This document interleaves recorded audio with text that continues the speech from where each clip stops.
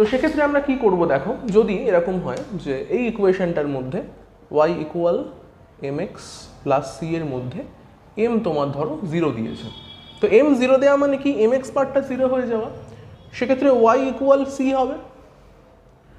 তো তখন গ্রাফ কেমন হবে, তখন y ভার্সেস x যে গ্রাফ হচ্ছে সেই গ্রাফটা কিন্তু হবে এরকম। অবশ্যই স্ট্রেট লাইন হবে, কোথায় ছেদ করবে, মূল বিন্দুর থেকে c দূরত্বে ছেদ করবে। নতি কত, যেহেতু m জিনিসটাই নেই তাই নতি 0 হবে। নতি 0 মানে থিটা 0, থিটা 0 হলে ট্যান থিটাও 0, mও 0। থিটা 0 হওয়া মানে ট্যান থিটাও 0 হওয়া, mটাও 0 হওয়া।